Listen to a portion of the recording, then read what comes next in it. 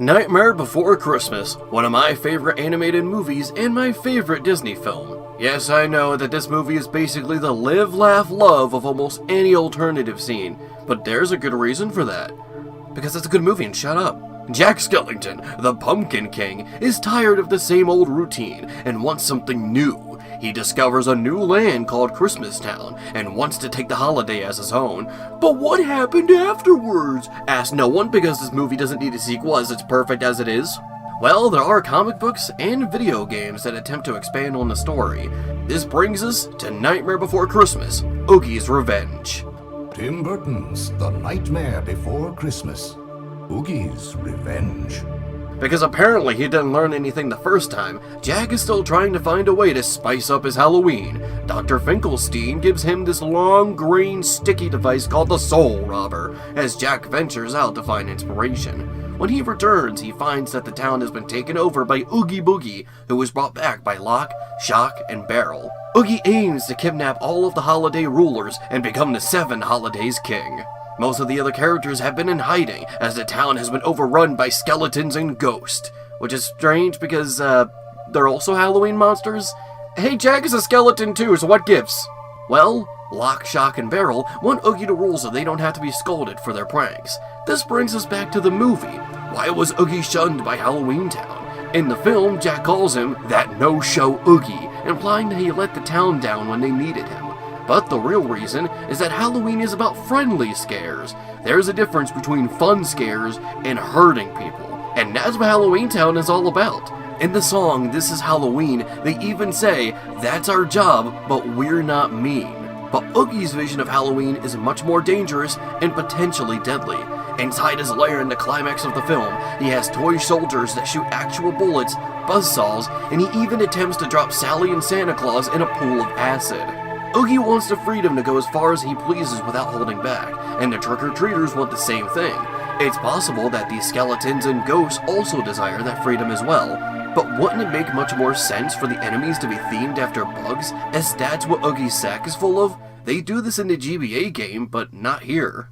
Oogie's Revenge is a hack and slash where you must use the Soul Robber to fight monsters. You meet other citizens of Halloween Town as you help them, and they will do the same in return. This game may seem a little familiar to titles like Devil May Cry. This shouldn't be a surprise, as the game was developed by Capcom.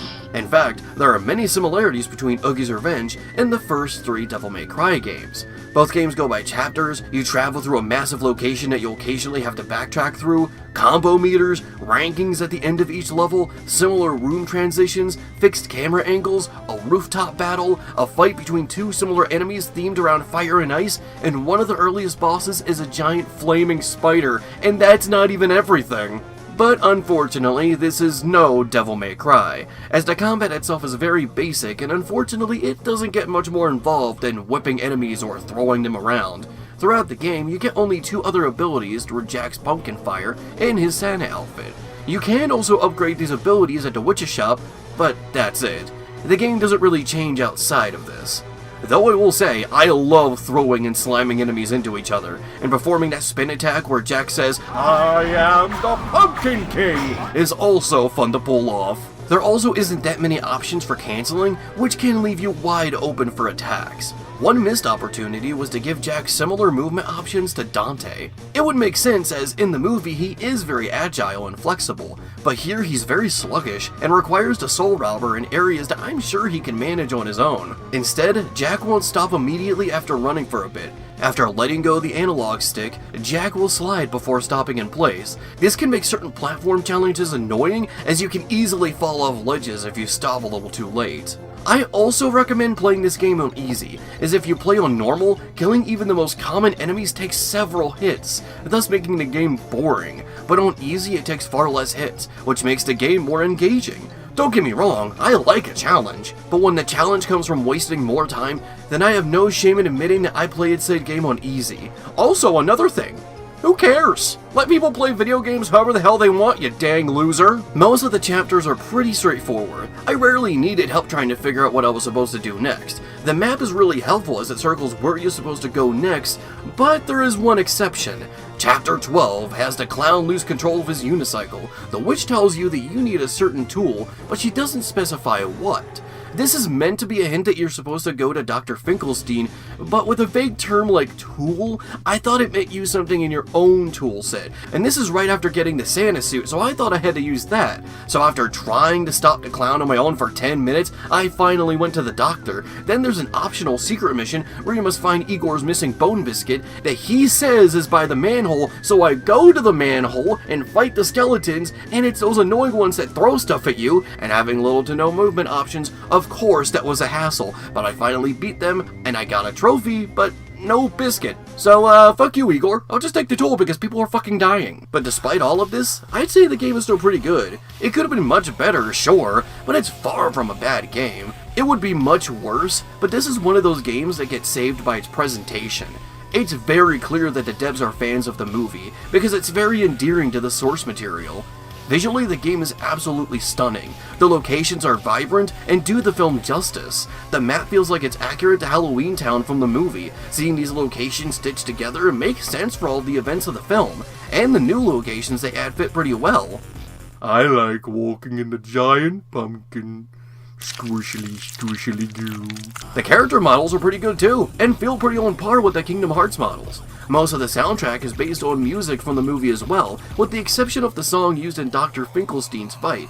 Each one is also a rewritten version of a song from the movie. For example, What's This is now about Jack's fear and disbelief to what Oogie has done to Christmas Town. Kidnap the Santa Claus has a lock, shock, and barrel sing about their desires for Oogie to rule. And Making Christmas is about the citizens taking back Halloween Town. It's incredibly charming even though some of it may get old, especially This Is Halloween. They could have added some more non-lyrical music to feature some more variety, but what we have is still good. That alone is enough for me to want to play this again in the future. The bosses are probably the best part of the game, as they are the most fun to fight. By landing hits, you collect these music notes, fill the bar, and you start a rhythm section. How well you do determines how much damage you take from the boss. The only downside is the annoying sound that comes from hitting notes. It's much louder than the music and it's pretty distracting. In most rhythm games, there is no sound to hitting notes. The music just plays on. The only time they add a sound or alter it is if you miss a note. That sound is meant to tell the player that they messed up and that they should be careful. Also, I wish that directional notes had different colors. They look too similar to each other, and when they're coming in that fast, it can be hard to tell which direction they're pointing. So there you have it. Nightmare Before Christmas: Oogie's Revenge is far from a perfect game. I would even go as far to say it's very flawed, but the presentation makes it absolutely worth it. I would recommend first-timers to play this game on easy though. Not because the other difficulties are too hard, but because playing on easy is a lot more fun in my opinion. If it wasn't for all the love the devs clearly had for the source material, I would say that this game is just okay. I wouldn't hold it against anyone for saying that either, but to me the presentation is more than enough to call it a good game, though still not a great one. I would absolutely play this again one day, but I'd still probably play on easy though.